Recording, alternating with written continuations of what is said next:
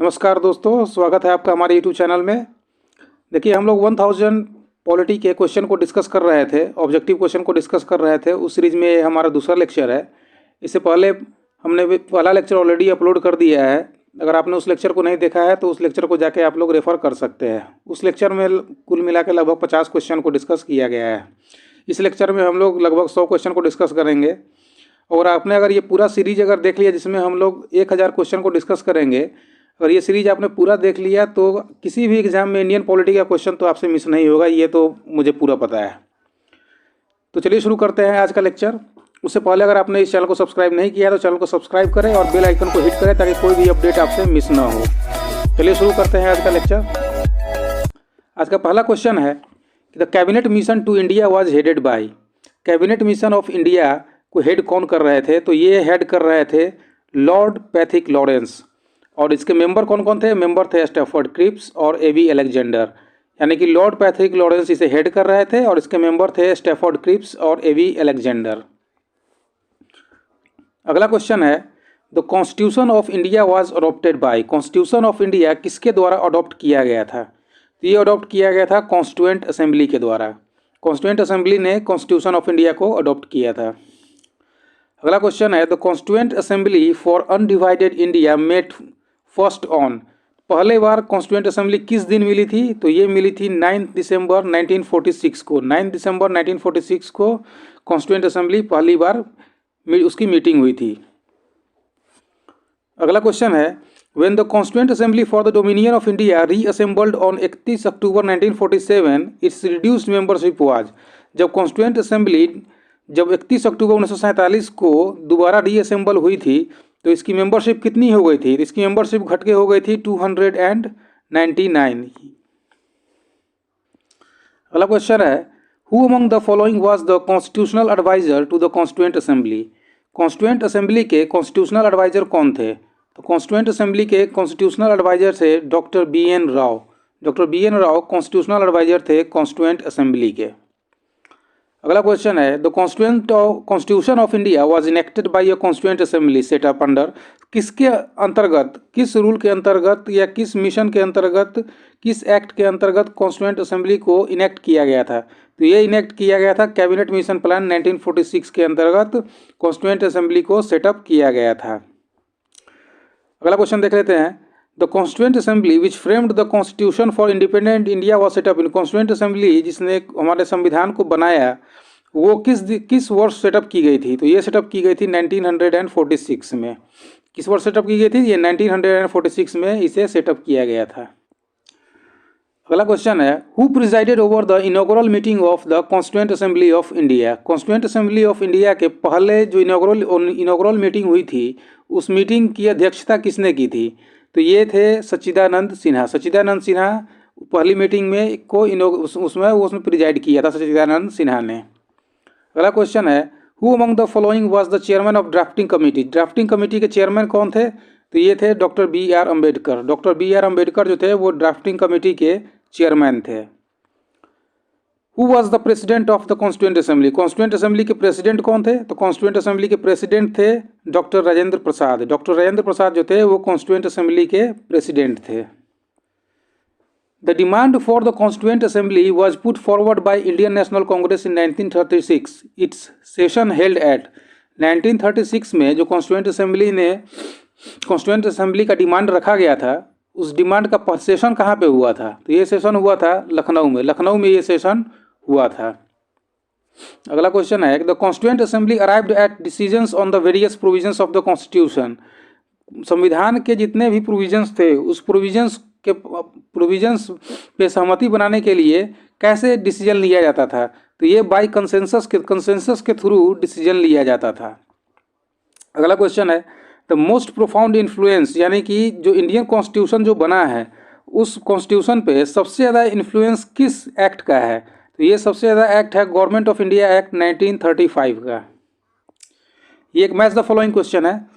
तो इसमें दिया हुआ है कमेटी का नाम, एक तरफ कमेटी का नाम दिया हुआ है और दूसरी तरफ दिया हुआ उसके चेयरमैन कौन थे। तो ड्राफ्टिंग कमेटी के चेयरमैन कौन थे? तो ड्राफ्टिंग कमेटी के चेयरमैन थे डॉक्टर BR अम्बेडकर। उसके बाद committee on fundamental and minority rights के चेयरमैन कौन थे? तो committee on fundamental and minority rights के चेयरमैन थे Vallabhbhai Patel. Union constitution committee के अध्यक्ष कौन थे? तो ये थे जवाहरलाल नेहरू। और वर्किंग कमेटी के चेयरमैन कौन थे? तो ये थे कन्हैया लाल मुंशी यानी कि के एम मुंशी। तो इसका आंसर हो जाएगा option number D. Drafting committee के चेयरमैन थे doctor B R Ambedkar. Committee on fundamental and minority rights के चेयरमैन थे Vallabhbhai Patel. Union constitution committee के चेयरमैन थे जवाहरलाल नेहरू। और वर्किंग कमेटी के चेयरमैन थे कन्हैया लाल मुंशी यानी कि के एम मुंशी। ये आपको याद रखना है। अगला क्वेश्चन भी मैच द फॉलोइंग का है।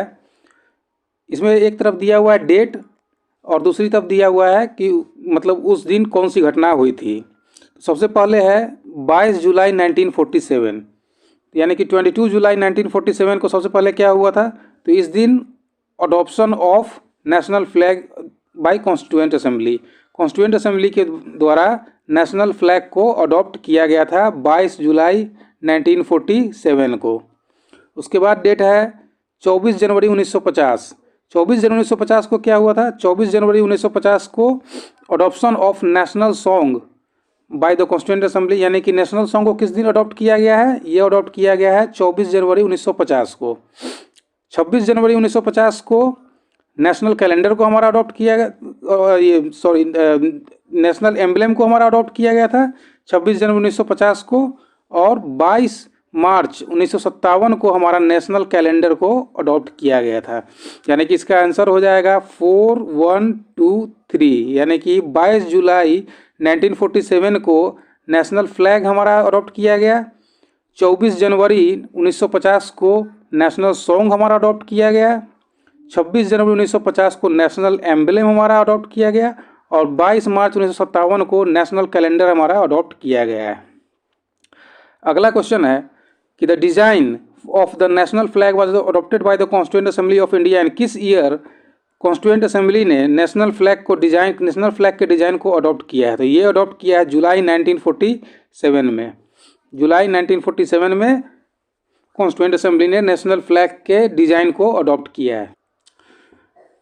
अगला क्वेश्चन में आपको देखना है कि इसमें से कौन कौन सा क्वेश्चन कथन जो है वो सही है। तो पहला है गवर्नमेंट ऑफ इंडिया एक्ट 1990 में क्या क्या हुआ था? तो इसमें हुआ था introduction of diarchy in the executive government of the provinces यानी प्रोविंसेज में डायरकी लाया गया था और ये बिल्कुल सही है। Introduction of separate communal electorate for Muslims, Muslim के वो सेपरेट इलेक्टोरेट कब दिया गया था? तो ये तो 1909 में दिया गया था। ये तो ऑप्शन गलत हो जाएगा। तीसरा है devolution of legislative authority by the centre to the provinces, ये सही हो जाएगा क्योंकि लेजिस्लेटिव अथॉरिटी सेंटर ने प्रोविंसेज को दे दिया था लेजिस्लेटिव अथॉरिटी और सेंट्रल और प्रोविंशियल लेजिस्लेचर को एक्सपेंड किया गया था। ये भी सही हो जाएगा यानी कि इसका ऑप्शन हो जाएगा 1, 3 एंड 4। ऑप्शन नंबर डी इसका करेक्ट है। अगला क्वेश्चन देख लेते हैं। Which of the following proved to be the most short lived of all the British constitutional experiments in India, सबसे कम समय के लिए कौन सा कॉन्स्टिट्यूशनल एक्सपेरिमेंट इंडिया में सफल रहा था? सबसे कम समय के लिए कौन सा कॉन्स्टिट्यूशनल एक्सपेरिमेंट इंडिया में हुआ था? तो ये हुआ था इंडियन काउंसिल एक्ट 1909, सबसे कम समय के लिए यही हुआ था। अगला क्वेश्चन है विच one of the following acts formally introduced the principle of elections for the first time, किस एक्ट के द्वारा पहली बार इलेक्शन को शामिल किया गया था? तो इलेक्शन को पहली बार शामिल किया गया था 1909 में। ये डायरेक्ट इलेक्शन को शामिल किया गया था 1909 में। अगला क्वेश्चन है कि which of the following features do not contribute to making the Indian constitution the bulkiest in the world, यानी कि इसमें से कौन सा ऐसा कथन है जो हमारे संविधान को सबसे बल्किएस्ट बनाने में कंट्रीब्यूट नहीं करता है? तो सबसे पहला इसका है वेरियस टाइप्स ऑफ इमरजेंसीज है कंसिडर्ड इन डिटेल, ये तो नहीं है क्योंकि इमरजेंसी तो कुल मिला के 3 ही इमरजेंसीज है। दूसरा है it codifies the rights and privileges of the members of parliament and state legislature, ये बिल्कुल सही है क्योंकि इसमें राइट्स और प्रिविलेजेस जो है मेंबर ऑफ पार्लियामेंट और स्टेट लेजिस्लेचर के अलग अलग से दिए हुए हैं। अगला है it enumerates all types of Indian citizenship and how it can be terminated, ये भी सही है। और चौथा है it contains not only a list of fundamental rights but also the restrictions placed on them, ये गलत हो जाएगा। तो इसका ऑप्शन हो जाएगा ऑप्शन नंबर 2 एंड 3। अगला क्वेश्चन देख लेते हैं। अगला क्वेश्चन में कहा गया है कि ऑब्जेक्टिव रेजोल्यूशन के बारे में कौन सा कथन सत्य नहीं है? पहला है स्टेटमेंट कि it was moved by Jawaharlal Nehru, ये बिल्कुल करेक्ट है, जवाहरलाल नेहरू के द्वारा इसे मूव किया गया था। It called for just right for minorities, ये माइनॉरिटीज़ के राइट्स के बारे में बात करता था, यही बिल्कुल सही है। अगला क्वेश्चन है it form the basis for the chapter on fundamental rights, ये गलत है क्योंकि फंडामेंटल राइट्स तो 1931 के कराची सेशन में ही आ गया था और जो मोतीलाल नेहरू की रिपोर्ट थी उसमें भी फंडामेंटल राइट्स की बात कही गई थी, तो ये तो ऑप्शन गलत हो जाएगा। It called for establishment of socialist and secular polity, ये तो हमारे संविधान में पहले से ही था, तो इसमें सोशलिस्ट और सेकुलर पॉलिटी की कोई बात ही नहीं थी, यानी कि इसका ऑप्शन हो जाएगा नॉट करेक्ट है, तो इसका ऑप्शन हो जाएगा 3 और 4। विच of the following items is wrongly matched, इसमें से कौन सा गलत है। 9 दिसंबर 1947 को कॉन्स्टिट्यूएंट असेंबली फर्स्ट मीटिंग, ये तो गलत ही, आपको पता है कि 1946 में फर्स्ट मीटिंग हुई थी कॉन्स्टिट्यूएंट असेंबली की। नवंबर 26, 1949 इस दिन हमारा कॉन्स्टिट्यूशन को अडॉप्ट किया गया था, ये बिल्कुल डेट सही है। जनवरी 24, 1950 कॉन्स्टिट्यूशन वाज फाइनली साइंड, ये भी सही है, कॉन्स्टिट्यूएंट असेंबली के द्वारा इसे जनवरी 24, 1950 को पहली बार साइन किया गया था। और जनवरी 26, 1950 हमारा संविधान उस दिन चालू हो गया था, यानी कि बी, सी और डी सही है, पहला नंबर को स्टेटमेंट जो है वो गलत है। अगला क्वेश्चन देख लेते हैं हम लोग। विच of the following provisions of the constitution came into force from November 26, 1949, नवंबर 26, 1949 से कौन सा प्रोविज़न जो है वो इन्फोर्स हो चुका था। तो सबसे पहले देख लेते हैं इसमें प्रोविजंस रिलेटिंग टू सिटीजनशिप, हाँ सिटीजनशिप के लिए तो जिस दिन कॉन्स्टिट्यूशन बना कॉन्स्टिट्यूशन में ही सिटीजनशिप के रिलेटेड प्रोविजंस जो थे वे दिए हुए थे। Provisions related to elections, election के लिए प्रोविज़न भी था उसमें, क्योंकि इलेक्शन कमीशन की स्थापना उसमें हो चुकी थी। Provisions related to provisional parliament, parliament बनाने का भी उसमें प्रोविज़न कर दिया गया था और 1952 में पहली बार इलेक्शन भी हुआ था। फंडामेंटल राइट्स को उस समय फंडामेंटल राइट्स को नवंबर 26, 1949 में फंडामेंटल राइट्स को बाद में ऐड किया गया था। फंडामेंटल राइट्स जो है उस समय नवंबर 26 को ये प्रोविज़न इन्फोर्स नहीं हुआ था, तो ये इसका ऑप्शन हो जाएगा ऑप्शन नंबर सी 1, 2 और 3, यानी कि सिटीजनशिप, इलेक्शन और प्रोविजनल पार्लियामेंट इसकी बात की गई थी। अगला क्वेश्चन देख लेते हैं। Which of the following acts gave representation to Indians for the first time in legislature, legislature में पहली बार किस एक्ट के थ्रू रिप्रेजेंटेशन दिया गया था इंडियंस को।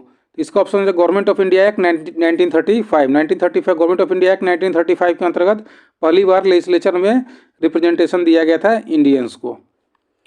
अगला क्वेश्चन है the crown took the government of India into its own hands bye, जो क्राउन जो थी गवर्नमेंट ऑफ इंडिया को पहली बार किस एक्ट के थ्रू अपने हाथों में ले लिया था, तो ये ले लिया था government of India act 1858, government of India act 1858 के थ्रू क्राउन ने गवर्नमेंट ऑफ इंडिया को अपने हाथों में ले लिया था। अगला क्वेश्चन देख लेते हैं। Consider the following statements, the Indian constitution is, क्या Indian constitution is unwritten constitution, ये तो बिल्कुल गलत है। इंडियन कॉन्स्टिट्यूशन हमारा रिटन कॉन्स्टिट्यूशन है, तो ये तो ऑप्शन ऐसे ही गलत हो जाएगा। ये रिटन कॉन्स्टिट्यूशन है, ये बिल्कुल सही है। और largely based on government of India act 1935, ये भी सही है, क्योंकि हमारा कॉन्स्टिट्यूशन जो है बहुत सारे प्रावधान गवर्नमेंट ऑफ इंडिया एक्ट 1935 से लिए गए हैं, तो इसका ऑप्शन हो जाएगा सही हो जाएगा, ऑप्शन नंबर 2 और 3 इसका करेक्ट हो जाएगा। अगला क्वेश्चन देख लेते हैं। The Indian constitution establishes a secular state, secular state की स्थापना करता है हमारा संविधान, इसका क्या मतलब है। इसका मतलब ये है, पहला नंबर है कि the state treats all religions equally, ये बिल्कुल सही है। हमारा जो स्टेट है, जो हमारा कंट्री है, वो सभी रिलीजन को समान ट्रीट करता है। दूसरा, freedom of faith and worship is allowed to all people, ये भी सही है, हर लोग जितने भी लोग हैं उन लोगों को फ्रीडम ऑफ फेथ और वर्शिप दिया गया है। तीसरा, educational institution without exception are free to impart religious instruction, ये रिलीजियस इंस्ट्रक्शन जो है ये फ्री टू इम्पार्ट नहीं है, रिलीजियस इंस्ट्रक्शन आप हर जगह पर आप नहीं दे सकते हैं। और चौथा नंबर है कि state makes no discrimination on basis of religion in matters of employment, ये आपको पता ही होगा। आर्टिकल हमारा जो 15 और 16 है वो उसमें ये बात की गई थी कि स्टेट जो है रिलीजन के बेसिस पर कोई डिस्क्रिमिनेशन नहीं करेगा मैटर ऑफ एम्प्लॉयमेंट में, तो ये हो जाएगा ऑप्शन नंबर डी इसका करेक्ट हो जाएगा, ऑप्शन 1, 2 और 4। अगला क्वेश्चन देख लेते हैं।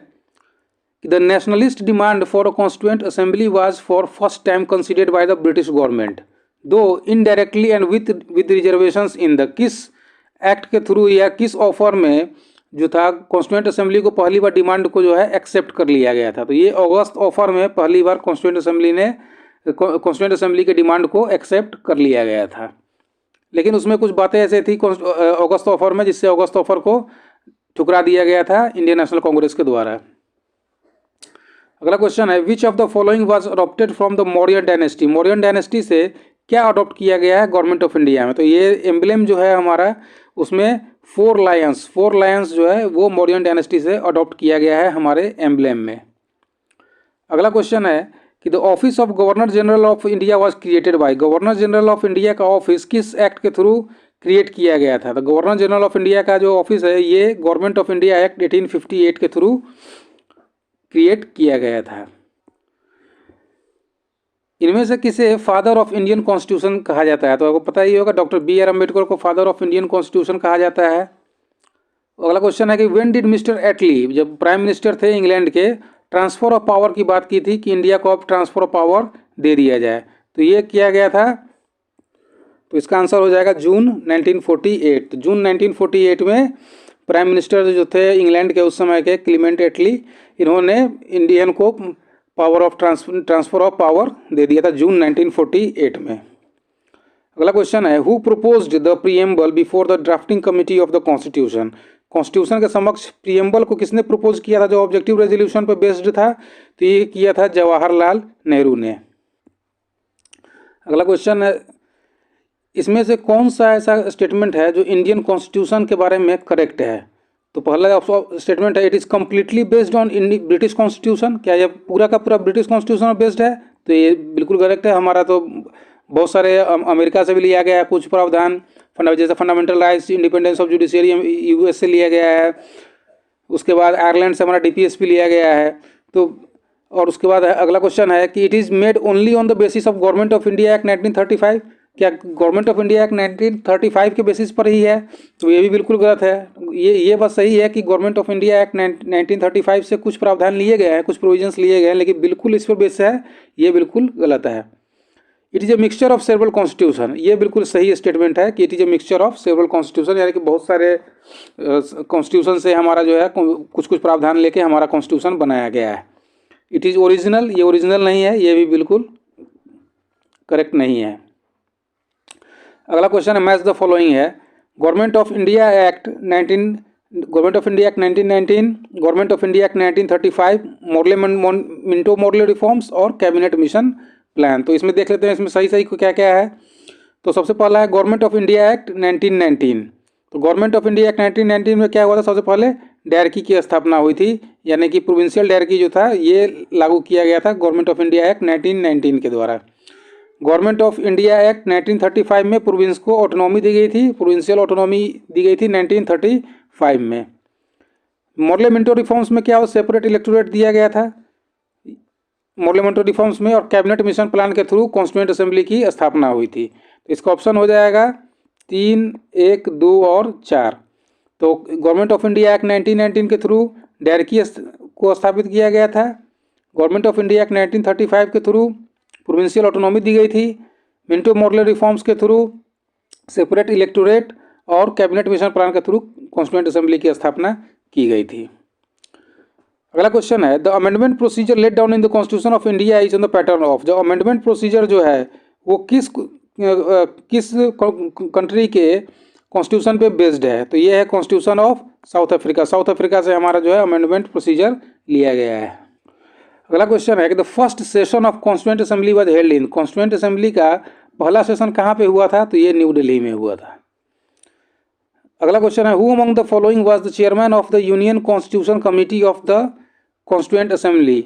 यूनियन कॉन्स्टिट्यूशन कमेटी के चेयरमैन कौन थे कॉन्स्टिट्यूएंट असेंबली के। तो ये थे जवाहरलाल नेहरू। ये आपको याद रखना है कि यूनियन कॉन्स्टिट्यूशन कमेटी के चेयरमैन थे Jawaharlal Nehru. Who among the following was not a member of constituent assembly. Constituent assembly के मेंबर कौन से नहीं थे। ये लोकनायक जयप्रकाश नारायण नहीं थे, जबकि सरदार वल्लभ भाई पटेल थे, आचार्य जेपी कृपलानी भी थे और के मुंशी भी थे। तो इसमें आंसर हो जाएगा लोकनायक जयप्रकाश नारायण। अगला क्वेश्चन है, which among the following is are the feature of federal state. Federal state का फीचर कौन सा है इसमें।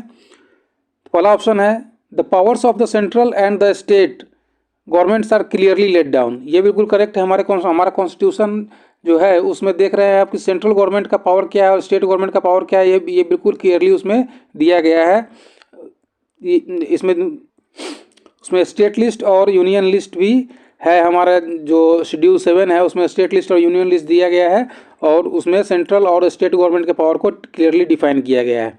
It has an unwritten constitution. क्या अनरिटेन कॉन्स्टिट्यूशन है? हमारा तो कॉन्स्टिट्यूशन रिटेन कॉन्स्टिट्यूशन है और उसमें फेडरल फीचर भी दिया गया है। तो इसका नंबर ये 2 गलत हो जाएगा, इसका केवल 1 सही होगा। अगला question, who was the first foreign minister of free India? Free India के पहले फॉरेन मिनिस्टर कौन थे? तो ये थे जवाहरलाल नेहरू। जवाहरलाल नेहरू जो थे फ्री इंडिया के पहले फॉरेन मिनिस्टर थे। अगला क्वेश्चन है, अंडर हुम among the following was the first draft of the constitution of India prepared in October 1947 by the advisory branch of the office of constituent assembly? ये IAS 2006 में ये question पूछा गया था, मैंने वहीं से लिया है इस क्वेश्चन को। तो अक्टूबर 1947 में फर्स्ट ड्राफ्ट जो था कॉन्स्टिट्यूशन ऑफ इंडिया का वो किसके द्वारा लाया गया था? तो ये लाया गया था BN राव के द्वारा। BN राव के द्वारा जो है फर्स्ट ड्राफ्ट लाया गया था कॉन्स्टिट्यूशन ऑफ इंडिया का अक्टूबर 1947 में। अगला क्वेश्चन देख लेते हैं, which one among the following is a fundamental duty of citizens under the constitution of India? इसमें से कौन सा ऐसा है जो फंडामेंटल ड्यूटी है भारत के सिटीजन्स के लिए? To provide friendly cooperation to the people of the neighbouring countries, ये तो कहीं ड्यूटी में नहीं दिया गया है। To protect monuments of national importance, ये भी नहीं दिया गया है।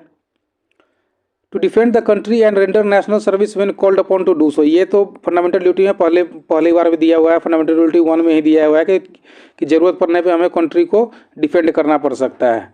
To know more and more about history of India, ये भी गलत है, यानी इसका ऑप्शन हो जाएगा ऑप्शन C सही हो जाएगा। To defend the country and render national service when called upon to do so. अगला क्वेश्चन है, the first effort at drafting a dominion status constitution for the India was made in response to, किस response के through जो है पहली बार constitution को prepare करने की बात हुई थी? तो ये साइमन कमीशन ने चैलेंज दिया था कि आप जो है अपना कॉन्स्टिट्यूशन जो है ड्राफ्ट करके दिखाइए। तो उसके लिए जो है पहली बार इसके साइमन कमीशन के रिस्पॉन्स में पहली बार कॉन्स्टिट्यूशन को ड्राफ्ट करने की बात हुई थी। अगला क्वेश्चन है, the constitution of India was promulgated on January 26, 1950 because, जनवरी 26, 1950 को ही कॉन्स्टिट्यूशन को प्रोमलगेट किया गया। इसका क्या रीजन था? इसका रीजन था कि this day was being celebrated as independence day since 1929। Jawaharlal Nehru ने जब से लाहौर में जो भाषण दिया था उसके बाद से ही 26 जनवरी को इंडिपेंडेंस डे माना जाता था, इसलिए 26 जनवरी को रिपब्लिक डे के रूप में हम लोग मनाते हैं। और 26 जनवरी 1950 को कॉन्स्टिट्यूशन ऑफ इंडिया को प्रोमलगेट किया गया। अगला क्वेश्चन है, the idea of the constitution of India was first of all given by, किसके द्वारा पहली बार जो कॉन्स्टिट्यूशन ऑफ इंडिया का आइडिया दिया गया था? ये दिया गया था M.N. रॉय के द्वारा। अगला क्वेश्चन देख लेते हैं, members of the constituent assembly were, जो मेंबर थे कॉन्स्टिट्यूएंट असेंबली के वो कैसे इलेक्ट हुए थे? तो उन्हें इलेक्ट किया गया था बाय प्रोविंशियल असेंबलीज के द्वारा उन्हें इलेक्ट किया गया था। अगला क्वेश्चन है, which of the following statements regarding the constituent assembly are true? Constituent assembly के रिगार्डिंग कौन सा स्टेटमेंट ट्रू है?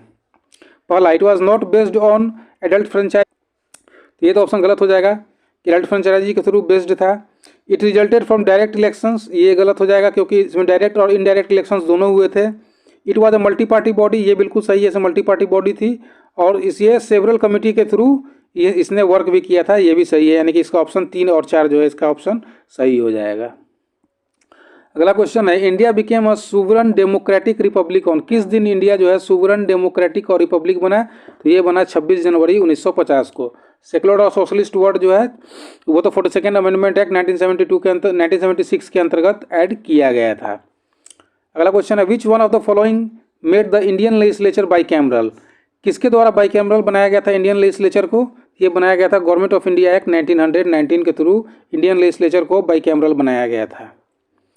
अगला क्वेश्चन है, the first attempt at introducing a representative and popular element in administration was made by, representative और popular element को पहली बार किस एक्ट के थ्रू इंट्रोड्यूस किया गया था? तो ये किया गया था इंडियन काउंसिल एक्ट 1909 के थ्रू पहली बार रिप्रेजेंटेटिव और पॉपुलर एलिमेंट को हमारे कॉन्स्टिट्यूशन में हम इसे ऐड किया गया था। Government of India act 1935 vested the residuary power government of India के थ्रू किसके पास थी? ये गवर्नर जनरल के पास थी रेजिड्यूरी पावर। आज भी हमारे गवर्नर के पास होती है और पहले भी गवर्नर जनरल के पास ही थी। अगला क्वेश्चन है which of the following was not one of the features of government of India act 1939। Government of India act 1935 का इनमें से कौन सा फीचर नहीं था? तो ये इसमें प्रोविंशियल ऑटोनॉमी दी गई थी और जो डायरकी था वो प्रोविंस से हटा के सेंटर पर कर दिया गया था। ऑल इंडिया फेडरेशन की भी बात हुई थी लेकिन बाईकैमरल लेजिस्लेचर 1919 में किया गया था, ये 1935 में नहीं हुआ था। तो ऑप्शन नंबर सी इसका जो है वो करेक्ट हो जाएगा। Which one of the following aimed at providing a federal structure. Federal structure की बात किसके द्वारा की गई थी? तो ये की गई थी गवर्नमेंट ऑफ इंडिया एक्ट 1935 के थ्रू फेडरल स्ट्रक्चर की बात की गई थी। अगला क्वेश्चन है कि what was the main stipulation of government of India act 1935। तो गवर्नमेंट ऑफ इंडिया एक्ट 1935 का मेन उद्देश्य क्या था? तो ये था कंप्लीट इंडिपेंडेंस गारंटीड की बात इसमें की गई थी। और हम लोग थोड़ा सा प्रीएम्बल के बारे में पढ़ लेते हैं। तो कॉन्स्टिट्यूशन ऑफ इंडिया ने इंडियन फेडरेशन का जो स्कीम था वो कहाँ से बोरो किया था? ये कनाडा से बोरो किया गया था। दूसरा क्वेश्चन है कि Indian constitution closely follows the constitutional system of. किस कंट्री के कॉन्स्टिट्यूशनल सिस्टम को इंडिया जो है फॉलो करता है? तो वो यूके के फॉलो करता है हमारा। अगला क्वेश्चन है which of the following is a feature common to both Indian federation and American. Indian federation और अमेरिकन फेडरेशन में कॉमन क्या है? तो कॉमन ये है कि यह फेडरल कोर्ट जो है हमारा कॉन्स्टिट्यूशन को इंटरप्रेट करने के लिए है। जैसे हमारा सुप्रीम कोर्ट है वैसे ही यूएस में फेडरल कोर्ट है कॉन्स्टिट्यूशन को इंटरप्रेट करने के लिए। अगला क्वेश्चन देख लेते हैं कि लिबर्टी इक्वलिटी और फ्रेटर्निटी ये वर्ड कहाँ से डिराइव किए गए हैं? ये वर्ड फ्रेंच रेवोल्यूशन से डिराइव किए गए हैं। Liberty equality and fraternity word French revolution से डिराइव किए गए हैं। अगला क्वेश्चन है कि Indian president and prime ministers are replica of the heads of the state of which country. ये ब्रिटेन का रेप्लिका है हमारे कंट्री में। जो इंडियन प्रेसिडेंट है जो ब्रिटेन की क्राउन होती है वैसा यहाँ रखा गया है और प्राइम मिनिस्टर जो वहाँ का मेन जो एग्जीक्यूटिव होते हैं वैसे यहाँ पे रखे गए हैं। तो यानी कि ये ब्रिटेन का रेप्लिका है। The president of the Indian union has same constitutional authority as the. ये अभी ऊपर ही डिस्कस किया हमने, ये ब्रिटिश मोनार्क हो जाएगा। ब्रिटिश मोनार्क की तरह, लेकिन ब्रिटिश मोनार्क से हमारे यहाँ पे अलग है क्योंकि ब्रिटिश मोनार्क में हेरिडेटरी होता है जबकि हमारे यहाँ प्रेसिडेंट का इलेक्शन होता है हर पीरियोडिकली यानी कि हर 5 साल में। अगला क्वेश्चन देख लेते हैं which of the following describes India as a secular state. India as secular state को कौन सा डिस्क्राइब करता है? तो ये प्रीएम्बल करता है। सेक्युलर वर्ड जो है 42nd अमेंडमेंट एक्ट के थ्रू ऐड किया गया था। अगला क्वेश्चन है कि इन parliamentary form of government real powers कहाँ होता है? तो रियल पावर्स होता है काउंसिल ऑफ मिनिस्टर के पास। काउंसिल ऑफ मिनिस्टर जिसको हेड करते हैं प्राइम मिनिस्टर, उनके पास रियल पावर होता है। जबकि नॉमिनल पावर कहाँ होता है? नॉमिनल पावर होता है प्रेसिडेंट के पास। अगला क्वेश्चन है which of the following is not a basic feature of Indian constitution. India का बेसिक फीचर कौन सा नहीं है? तो ये प्रेसिडेंशियल सिस्टम जो है वो बेसिक फीचर नहीं है क्योंकि हमारा तो पार्लियामेंट्री सिस्टम है, फेडरल गवर्नमेंट भी है और इंडिपेंडेंस ऑफ जुडिशरी भी हमारा जो है वो बेसिक फीचर है हमारे इंडियन कॉन्स्टिट्यूशन का। अगला क्वेश्चन देख लेते हैं which of the following is a feature of the parliamentary form of government. Parliamentary form of government का कौन सा फीचर है? तो पार्लियामेंट्री फॉर्म में एग्जीक्यूटिव जो होता है वो लेजिस्लेचर के प्रति रिस्पॉन्सिबल होता है। ये सबसे इंपॉर्टेंट जो है फीचर है पार्लियामेंट्री गवर्नमेंट का। अगला क्वेश्चन देख लेते हैं कि इसमें कुछ प्रोविजंस दिए गए हैं और सोर्सेज दिए गए थे। ये सोर्सेज कहाँ से लिए गए हैं? तो फेडरेशन, इंडियन फेडरेशन का सोर्स कहाँ से लिया गया? अभी हमने लोग ऊपर ही डिस्कस किया है। इंडियन फेडरेशन का सोर्स ये लिया गया है कनाडा से। दूसरा पार्लियामेंट्री फॉर्म, पार्लियामेंट्री फॉर्म कहाँ से लिया गया है? तो पार्लियामेंट्री फॉर्म ये लिया गया है ब्रिटेन से। डायरेक्टिव प्रिंसिपल्स कहाँ से लिया गया है? तो डायरेक्टिव प्रिंसिपल्स लिया गया है आयरलैंड से। और फंडामेंटल राइट्स कहाँ से लिया गया है? फंडामेंटल राइट्स लिया गया है यूएसए से। यानी कि फेडरेशन लिया गया है कनाडा से, पार्लियामेंट्री लिया गया है ये ब्रिटेन से, डायरेक्टिव प्रिंसिपल्स आयरलैंड से और फंडामेंटल राइट्स लिया गया है यूएसए से। अगला क्वेश्चन देख लेते हैं which of the following features does the Indian constitution borrow from Weimar constitution of Germany. Germany से कौन सा हमारा जो है वो लिया गया है? तो जर्मनी से हम लोग ले नेशनल इमरजेंसी हम लोगों ने जर्मनी से लिया है। इमरजेंसी का प्रावधान जो है हम लोगों ने जर्मनी से लिया है। अगला क्वेश्चन देख लेते हैं कुछ कॉन्स्टिट्यूशनल फीचर्स दिए हुए हैं और कुछ सोर्सेज दिए हुए हैं। इस हिसाब से आपका पूरा प्रीएम्बल ही कंप्लीट हो जाएगा। इस ऑप्शन जो हम लोगों ने इस प्रकार से ये क्वेश्चन को सेटअप किया गया है कि जिस हिसाब से आपका पूरा प्रीएम्बल कंप्लीट हो जाएगा और इसमें से एक भी क्वेश्चन आपका एग्जाम में नहीं छूटेगा। तो सबसे पहले देख लेते हैं rule of law. Rule of law कहाँ से लिया गया है? तो रूल ऑफ लॉ ये लिया गया है हमारा ब्रिटिश कॉन्स्टिट्यूशन से। ब्रिटिश कॉन्स्टिट्यूशन से रूल ऑफ लॉ लिया गया है।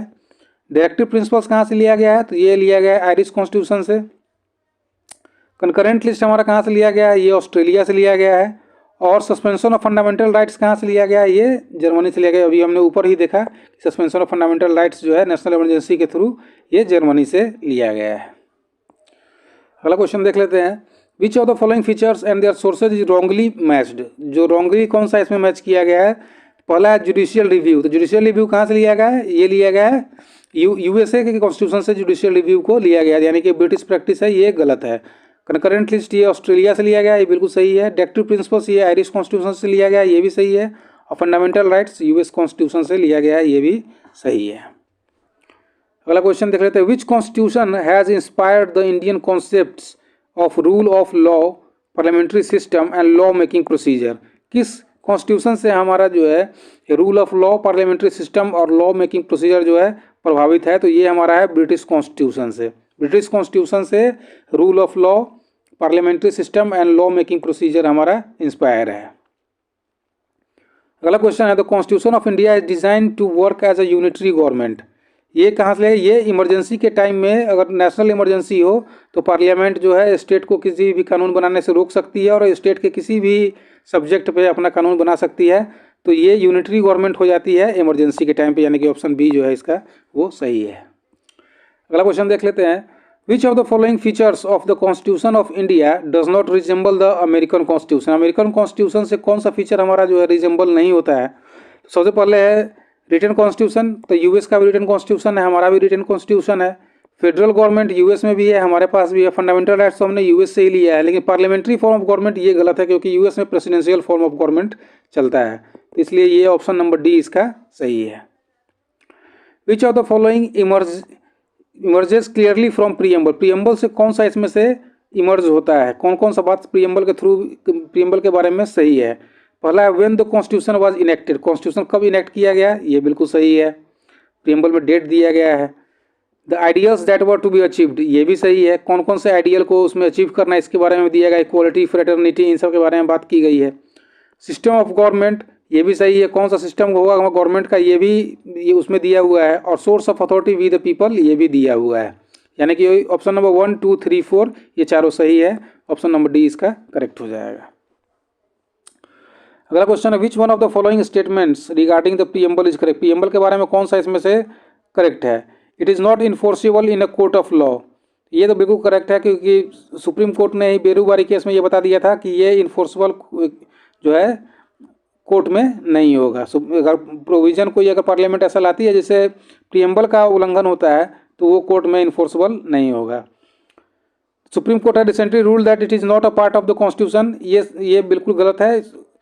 सुप्रीम कोर्ट ने ये कहा है कि जो प्रीएम्बल है वो कॉन्स्टिट्यूशन का पार्ट है। It has been amended twice, ये भी गलत हो जाएगा, क्योंकि इसको सिर्फ एक बार अमेंड किया गया है, वो भी 42nd अमेंडमेंट के थ्रू इसे अमेंड किया गया है। इसका ऑप्शन नंबर ए जो है वो सही हो जाएगा।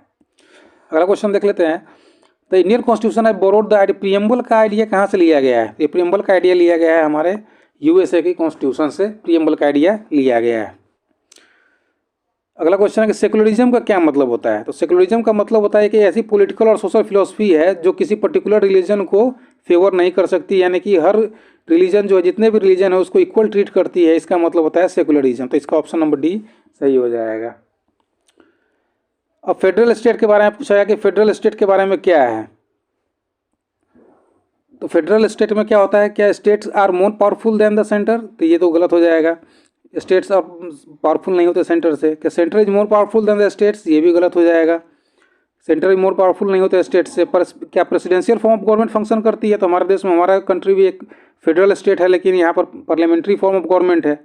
इसका ऑप्शन हो जाएगा ऑप्शन नंबर डी। ये गलत दिया हुआ है यहाँ, वो ऑप्शन नंबर डी हो जाएगा इसका, जिसमें सेंटर और स्टेट के बीच में पावर्स को क्लियरली डिफाइन किया जाता है, ताकि जो जुरिस्डिक्शन है उसको ट्रांसग्रेशन न हो किसी के द्वारा। अगला क्वेश्चन देख लेते हैं। India opted for a federal form of government. India ने federal form of government adopt किया क्योंकि इंडिया में रीजनल और लिंग्विस्टिक डाइवर्सिटी बहुत ज़्यादा थी, इसलिए इंडिया ने फेडरल फॉर्म ऑफ गवर्नमेंट को ऑप्ट किया था। प्रीएम्बल को कैसे पढ़ा जाता है? जो प्रीएम्बल के शुरू में कौन सा वर्ड दिया गया है? तो हमारे कॉन्स्टिट्यूशन प्रीएम्बल का जो रीडिंग है वो होता है we the people of India शुरू होता है, और in our constituent assembly adopt enact and give to our self in this constitution, इससे एंड होता है, यानी कि ऑप्शन नंबर डी इसका करेक्ट हो जाएगा। Which one of the following statement is correct? Preamble of the constitution is the part of constitution and can be amended under article 368। तो ये तो सही है, प्रियम्बल जो हमारा कॉन्स्टिट्यूशन का पार्ट है इसको अमेंड किया जा सकता है आर्टिकल 368 के थ्रू, प्रियम्बल को अमेंड किया जा सकता है और एक बार अमेंड किया भी गया है प्रियम्बल को। Preamble of the constitution is not a part of the constitution, ये तो ऐसे ही गलत हो जाएगा। Preamble is part of the basic structure of the constitution and can be amended only if no change in the basic structure is made, ये सही हो जाएगा। ऑप्शन नंबर सी इसका बिल्कुल करेक्ट हो जाएगा। ऑप्शन नंबर ए इसका गलत हो जाएगा क्योंकि इसमें बात हो रहा है ये बेसिक स्ट्रक्चर की। प्रियम्बल को अमेंड किया जा सकता है लेकिन बेसिक स्ट्रक्चर जो है उसका उसे अमेंड नहीं किया जा सकता। ये केशवानंद भारती केस में 1973 में सुप्रीम कोर्ट ने कहा था कि प्रियम्बल को तो अब संविधान में कहीं भी आप अमेंडमेंट ला सकते हैं लेकिन उसका बेसिक स्ट्रक्चर जो है वो नष्ट नहीं होना चाहिए। इसका ऑप्शन नंबर सी जो है वो सही हो जाएगा। अगला क्वेश्चन देख लेते हैं कि सोशलिस्ट और सेकुलर वर्ड जो है और unity and integrity of the nation वो किस को अमेंडमेंट के थ्रू ऐड किया गया था? तो ये 42nd अमेंडमेंट के थ्रू ये ऐड किया गया था। सोशलिस्ट, सेकुलर और इंटीग्रिटी वर्ड जो है वो 42nd अमेंडमेंट के थ्रू ऐड किया गया था। The preamble of constitution of India envisages that, जो हमारा कॉन्स्टिट्यूशन का जो प्रियम्बल है वो क्या एनविसाज करता है? तो वो करता है कि भाई it has a separate entity in the constitution. वो प्रीफेस है कॉन्स्टिट्यूशन का और इसका एक अलग ही मीनिंग है कि अगर कॉन्स्टिट्यूशन को पढ़ने में जब भी कोई परेशानी होगी तो सुप्रीम कोर्ट प्रियम्बल का सहारा ले सकती है उसे इंटरप्रेट करने के लिए, यानी कि it has separate entity in the constitution. अगला क्वेश्चन है कि प्रियम्बल का जो सही नोमेनक्लेचर है वो क्या है? तो प्रियम्बल है सोवरन, सोशलिस्ट, सेकुलर, डेमोक्रेटिक और रिपब्लिक। ये करेक्ट ऑर्डर है प्रियम्बल को पढ़ने का। India is a sovereign, socialist, secular, democratic और रिपब्लिक। अगला क्वेश्चन देख लेते हैं। India is a democratic Republic. India एक डेमोक्रेटिक रिपब्लिक है क्योंकि यहाँ का हेड ऑफ स्टेट जो है उसको इलेक्ट किया जाता है पीपल के द्वारा। ऑप्शन नंबर बी इसका करेक्ट हो जाएगा क्योंकि जो पार्लियामेंट होते हैं उन्हें डायरेक्टली इलेक्ट किया जाता है यहाँ के पीपल के द्वारा। तो इसका ऑप्शन नंबर बी इसका करेक्ट हो जाएगा। अगला क्वेश्चन देख लेते हैं। प्रियम्बल ऑफ आवर कॉन्स्टिट्यूशन, इसका ऑप्शन नंबर बी सही हो जाएगा। ये कॉन्स्टिट्यूशन का स्पिरिट है ये, इसका ऑप्शन नंबर बी करेक्ट हो जाएगा। विच of the following is not part of preamble of, जो प्रियम्बल का कौन सा पार्ट नहीं है? तो सेकुलरिज्म पार्ट है, सोशलिज्म पार्ट है, डेमोक्रेटिक रिपब्लिक भी पार्ट है, लेकिन फेडरलिज्म जो है ये प्रियम्बल का पार्ट नहीं है, यानी कि ऑप्शन नंबर डी इसका करेक्ट हो जाएगा। तो सोर्स ऑफ सुवरेनिटी जो है हमारे इंडिया का वो किसके थ्रू किसमें लाई करता है? तो ये लाई करता है पीपल ऑफ इंडिया में। ऑप्शन नंबर सी इसका जो है सही हो जाएगा। Option number C. अच्छा, ये कहाँ लाई करता है? तो ये लाई करता है प्रियम्बल में। प्रियम्बल में हमारे जो कॉन्स्टिट्यूशन के सोवरेनिटी का जो सोर्स है वो प्रियम्बल में दिया गया है, यानी कि ऑप्शन नंबर डी सही हो जाएगा। अगला क्वेश्चन है who among the following objective resolution को किसने मूव किया था कॉन्स्टिट्यूएंट असेंबली में? तो ये मूव किया था पंडित जवाहरलाल नेहरू में। ये CDS 2009 में ये क्वेश्चन पूछा गया। पंडित जवाहरलाल नेहरू ने ऑब्जेक्टिव रेजोल्यूशन को कॉन्स्टिट्यूएंट असेंबली में मूव किया था। अगला मैच द फॉलोइंग को है, जो कुछ प्रोविजंस दिए गए हैं और उसका सोर्स दिया गया। तो अमेंडमेंट कहाँ से लिया गया है? तो अमेंडमेंट लिया गया है साउथ अफ्रीका से। डायरेक्टिव प्रिंसिपल्स कहाँ से लिए गए हैं? तो डायरेक्टिव प्रिंसिपल्स लिया गया है आयरिश कॉन्स्टिट्यूशन से। इमरजेंसी पावर ऑफ प्रेसिडेंट ये कहाँ से लिया गया है? तो इमरजेंसी पावर ऑफ प्रेसिडेंट ये लिया गया है हमारा जर्मनी से। और यूनियन स्टेट का जो रिलेशनशिप है ये लिया गया है हमारा यूनियन स्टेट रिलेशनशिप ये लिया गया है कनाडा से। तो इस प्रकार से क्या होता है, अमेंडमेंट कहाँ से लिया गया है? अमेंडमेंट लिया गया है साउथ अफ्रीका से। DPSP कहाँ से लिया गया है? तो DPSP लिया गया है आयरिश कॉन्स्टिट्यूशन से। इमरजेंसी पावर प्रेसिडेंट का कहाँ से लिया गया है? जर्मनी से लिया गया है। और यूनियन स्टेट रिलेशनशिप ये कहाँ से लिया गया है? तो ये लिया गया है कनाडा से। तो अगला क्वेश्चन देख लेते हैं अब। हमारा कॉन्स्टिट्यूशन जो है वो रिपब्लिकन है। रिपब्लिकन क्यों है? क्योंकि यहाँ पर कोई हेरिडेटरी नहीं है, जैसे ब्रिटिश मोनार्क्स होते हैं उसी तरह यहाँ पर कोई हेरिडेटरी नहीं है। यहाँ पर प्रेसिडेंट होते हैं और प्रेसिडेंट को हर 5 साल में इलेक्ट किया जाता है, इनडायरेक्टली इलेक्ट किया जाता है। इसलिए हमारा जो है इंडिया कॉन्स्टिट्यूशन जो है वो रिपब्लिक है। अगला क्वेश्चन देख लेते हैं। The word socialist in the preamble of the constitution of India read with, जो वर्ड सोशलिस्ट जो है वो कैसे रीड किया जाता है? तो ये रीड किया जाता है with article 25 which enable court to ensure freedom guaranteed under this act. तो ये ऑप्शन नंबर सी इसका सही हो जाए। क्योंकि इसमें नॉट करेक्ट पूछ रहा है तो ऑप्शन नंबर सी इसका सही हो जाएगा। क्योंकि आर्टिकल 39D इसमें enable the court to uphold the constitutionality of national law के बारे में बात की गई। नेशनल लॉ जो है उसको इनेबल किया जा सकता है अगर आर्टिकल 39D के अंतर्गत कोई भी लॉ बनाती है पार्लियामेंट। तो आर्टिकल 14 के थ्रू कोई भी जो लॉ है अगर उसे स्ट्राइक डाउन किया जा सकता है। और आर्टिकल 23 जो है इनइक्वालिटी ऑफ इनकम को रिड्यूस करने की बात करता है, तो इसलिए उसका ऑप्शन नंबर सी जो है वो गलत हो जाएगा, क्योंकि आर्टिकल 25 में फ्रीडम ऑफ रिलीजन की बात कही गई है। अगला क्वेश्चन है कि in India the concept of single citizenship का कॉन्सेप्ट कहाँ से अडॉप्ट किया गया है? तो ये यूके से अडॉप्ट किया गया है, यानी कि इंग्लैंड से अडॉप्ट किया गया है। अगला क्वेश्चन देख लेते हैं।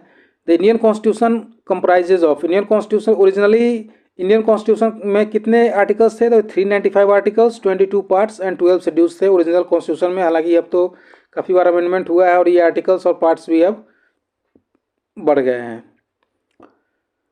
From which of the countries constitution of India है फंडामेंटल ड्यूटी कहाँ से अडॉप्ट किया गया? तो फंडामेंटल ड्यूटी अडॉप्ट किया गया है रसिया से, यानी अर्स्टवाइल यूएसएसआर से। सोशलिस्ट जो अडॉप्ट एडिट किया गया था प्रीएम्बल में, इसका क्या मेन एम क्या था सोशलिस्ट का? इसका मेन एम था जो इकोनॉमिक और पॉलिटिकल स्टेटस जो है इसमें जो भी इनइक्वालिटी है उसको एलिमिनेट करना है। इसका मतलब सोशलिज्म का मतलब यही होता है कि जो इकोनॉमिक और पॉलिटिकल जो इनइक्वालिटीज है सोसाइटी में उसको कम करना है। तो ऑप्शन नंबर ए इसका सही हो जाए। अगला क्वेश्चन देख लेते हैं। Which of the pairs is correctly match, कौन सा इसमें करेक्टली मैच्ड है? तो इसका हो जाएगा republic, head of the state is hereditary monarch, ये गलत हो जाएगा। Sovereign constitution rests on people's will, ये भी गलत हो जाएगा। डेमोक्रेटिक का मतलब क्या होता है? Democratic legal supremacy of another country, ये गलत हो जाएगा, क्योंकि डेमोक्रेटिक का मतलब क्या होता है कि यहाँ पे तो रिप्रेजेंटेटिव जो है वो चुने जाते हैं, इलेक्ट किए जाते हैं यहाँ के जनता के द्वारा। तो इसका ऑप्शन हो जाएगा ऑप्शन नंबर डी, इसका जो है वो सही हो जाएगा कि state is without any religion of its own, यानी कि स्टेट का कोई भी अपना रिलीजन नहीं होगा। तो इस प्रकार से ऑप्शन नंबर डी इसका सही हो जाएगा। अगला क्वेश्चन देख लेते हैं। The part of constitution that reflects the minds and ideals of the framers, ये कौन सा है? जो कॉन्स्टिट्यूशन जिन्होंने बनाया था उसका माइंड्स और आइडियाज़ को रेफर करता है, ये प्रीएम्बल रेफर करता है। ये बार बार एग्जाम में भी पूछा गया है। अगला क्वेश्चन देख लेते हैं कि which of the following determines that the Indian constitution is federal, Indian constitution federal है, ये कहाँ से लिया गया? तो यानी कि यहाँ पर जो है सेंटर और स्टेट के बीच में पावर डिवाइड है, इससे साफ पता चलता है कि हमारा इंडियन कॉन्स्टिट्यूशन जो है वो फेडरल है। ऑप्शन नंबर डी इसका सही हो जाएगा। इंडियन कॉन्स्टिट्यूशन को किस प्रकार से पढ़ा जाता है हमारे यहाँ पर? तो इंडियन कॉन्स्टिट्यूशन को पढ़ा जाता है federal in form and unitary in spirit. इसके बारे में हम लोग आगे डिस्कस करेंगे, जब पॉलिटी का पूरा लेक्चर शुरू करेंगे उस समय। ये फेडरल इन फॉर्म मतलब यहाँ तो सेंटर और स्टेट के बीच में रिलेशन पावर्स डिवाइड है, लेकिन यूनिटरी हो जाता है स्पिरिट में, क्योंकि यहाँ पर जो जुडिशरी है वो जुडिशरी यूनिटरी है। यहाँ पर सुप्रीम कोर्ट जो है वो किसी भी स्टेट के लॉ को इंटरप्रेट कर सकती है, तो इसलिए ये यूनिटरी इन स्पिरिट है। प्लस इसमें और बहुत सारी बातें हैं वो आगे चल के हम लोग लेक्चर में डिस्कस करेंगे। तो इस प्रकार से ये लेक्चर हमारा यहीं पे समाप्त होता है। इस लेक्चर में हम लोगों ने कम से कम 100 क्वेश्चन को डिस्कस किया, जो कि आपको किसी भी एग्ज़ाम के लिए काफ़ी महत्वपूर्ण है। किसी भी एग्ज़ाम के लिए ये क्वेश्चन आपका महत्वपूर्ण होगा। अगर आप चाहे वो CDS की एग्ज़ाम की तैयारी कर रहे हो, चाहे RRB की एग्ज़ाम की तैयारी कर रहे हो, या IBPS कोई भी एग्ज़ाम की तैयारी के लिए ये क्वेश्चन जो है वो महत्वपूर्ण है। अगर आपने इस चैनल को सब्सक्राइब नहीं किया तो चैनल को सब्सक्राइब करें और वीडियो को लाइक करें। Thank you.